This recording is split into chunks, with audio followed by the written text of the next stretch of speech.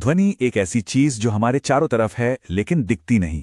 ये है क्या, बनती कैसे है और एक जगह से दूसरी जगह पहुंचती कैसे है? चलिए ध्वनि की इस पूरी कहानी को जरा आसान भाषा में समझते हैं। एक सवाल से शुरू करते हैं, क्या आवाज को देखा जा सकता है? अब ये सवाल थोड़ा अजीब जरूर है, पर इसका जवाब ही हमें ध्वनि की जड़ तक ले जाएगा।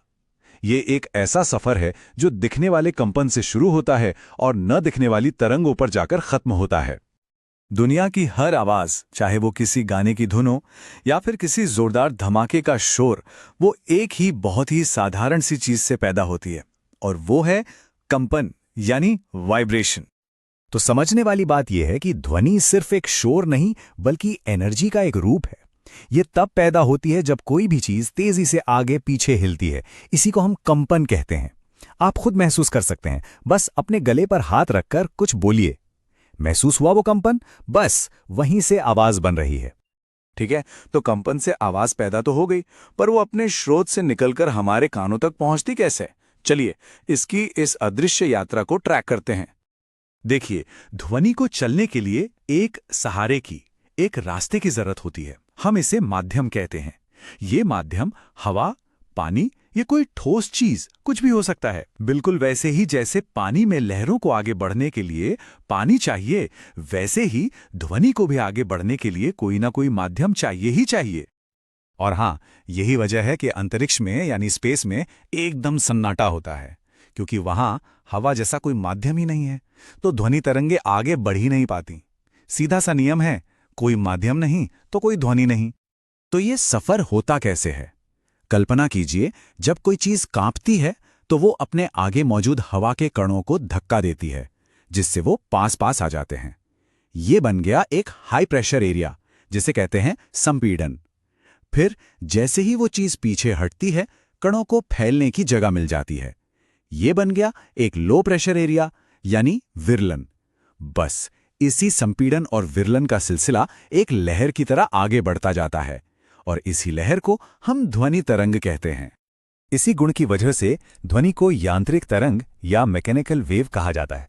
इसे चलने के लिए कणों की जरूरत होती है, और यहाँ एक मजेदार बात यह है कि हवा के कण खुद चलकर हमारे कान तक नहीं आते। वो तो बस अपनी जगह पर कांपते हुए ऊर्जा को अगले कण तक पहुंचा देते हैं। ये बिल्कुल रिले रेस जैसा है। ये प्रकाश की तरंगों से एकदम अलग है, जिन्हें चलने के लिए किसी माध्यम की जरूरत नहीं होती। अब जब ये पता चल गया है कि ध्वनि तरंग क्या है, तो जरा इसकी बनावट को भी देख लेते हैं। हर ध्वनि तरंग की अपनी कुछ खासियतें होती हैं जो उसे एक अलग पहचान देती हैं। किसी भी ध्वनि को समझने के लिए हमें बस 3 चीजें देखनी होती हैं। पहला है आयाम यानी एम्पलीट्यूड। इससे तय होता है कि आवाज कितनी जोरदार है। जितना ज्यादा आयाम उतनी ही बुलंद आवाज। दूसरा है आवृत्ति यानी फ्रीक्वेंसी। इससे पता चलता है कि कंपन कितनी तेजी से हो रहा है, और यही आवाज के मोटे या पतलेपन यानी पिच को तय करता है। जैसे सीटी की आवाज की फ्रीक्वेंसी ज्यादा होती है। और तीसरा है तरंगदैर्घ्य यानी वेवलेंथ, जो 2 संपीड़नों के बीच की दूरी होती है। हाँ, एक बात और, प्रबलता और तीव्रता ये सुनने में एक जैसे लगते हैं, पर हैं अलग। तीव्रता यानी इंटेंसिटी को हम माप सकते हैं, ये ध्वनि की असली ऊर्जा है। जबकि प्रबलता यानी लाउडनेस इस बात पर निर्भर करती है कि हमारा कान उस आवाज को कैसे महसूस कर रहा है। ध्वनि की रफ्तार इस बात पर भी निर्भर करती है कि वो किस माध्यम से गुजर रही है। गैसों में ये सबसे धीमी होती है, द्रवों में तेज, और ठोस चीजों में तो इसकी रफ्तार सबसे ज्यादा होती है। वजह बहुत सीधी है, ठोस में कण एक दूसरे से सटे होते हैं, तो ऊर्जा बहुत तेजी से एक से दूसरे तक पहुंच जाती है। तापमान का भी असर पड़ता है। माध्यम जितना गर्म होगा, ध्वनि उतनी ही तेजी से चलेगी। अब ध्वनि हमेशा सीधी लाइन में तो नहीं चलती है ना, वो अपने आसपास की चीजों से टकराती भी है। तो चलिए देखते हैं कि जब आवाज किसी सतह से टकराती है तो क्या होता है। जब ध्वनि किसी बड़ी सतह जैसे किसी दीवार या पहाड़ से टकराकर वापस लौटती है, तो हमें वही आवाज दोबारा सुनाई देती है। इसी को हम प्रतिध्वनि या इको कहते हैं। यह ठीक वैसा ही है जैसे आईने से रोशनी टकराकर वापस आती है। लेकिन क्या हमें हर टकराई हुई आवाज सुनाई देती है? नहीं। एक साफ प्रतिध्वनि सुनने के लिए एक शर्त है। हमारे दिमाग को असली आवाज और टकराकर लौटी आवाज के बीच फर्क करने के लिए कम से कम 0.1 सेकंड का गैप चाहिए होता है।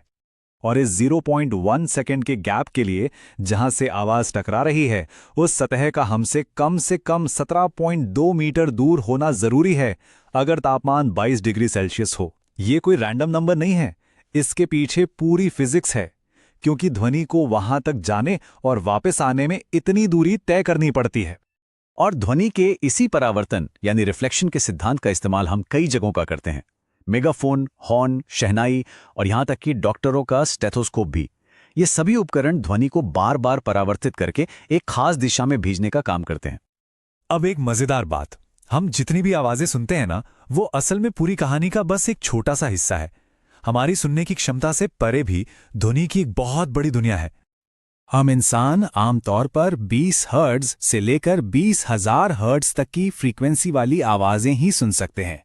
इससे कम वाली ध्वनियों को अवश्रव्य कहते हैं, जिन्हें व्हेल और गैंडे जैसे जानवर महसूस कर सकते हैं। और 20,000 हर्ट्ज से ज्यादा फ्रीक्वेंसी वाली ध्वनियों को पराश्रव्य या अल्ट्रासाउंड कहते हैं, जिसका इस्तेमाल डॉल्फिन और चमगादड़ जैसे जीव करते हैं। तो ठीक है, हम अल्ट्रासाउंड सुन नहीं सकते, पर इसका मतलब ये नहीं कि यह हमारे किसी काम का नहीं। असल में इसके इस्तेमाल तो हैरान करने वाले हैं। इंडस्ट्री में इसका इस्तेमाल मशीनों के छोटे छोटे पुर्जों को साफ करने और धातु के बड़े ब्लॉक्स में अंदरूनी दरारें पता लगाने के लिए होता है। और मेडिकल की दुनिया में तो ये कमाल ही कर रहा है। शरीर के अंदरूनी अंगों जैसे दिल और किडनी की तस्वीरें बनाने से लेकर बिना किसी ऑपरेशन के गुर्दे की पथरी को तोड़ने तक में अल्ट्रासाउंड का इस्तेमाल होता है। तो कुल मिलाकर ध्वनि कंपन से शुरू होती है, तरंगों के रूप में सफर करती है, और इसमें वो दुनिया भी शामिल है जिसे हम सुन तक नहीं सकते। ये सब हमें एक सवाल पर लाकर छोड़ देता है, ध्वनि तो हमारे चारों ओर है, पर हम उसका कितना सा हिस्सा सुन पा रहे हैं?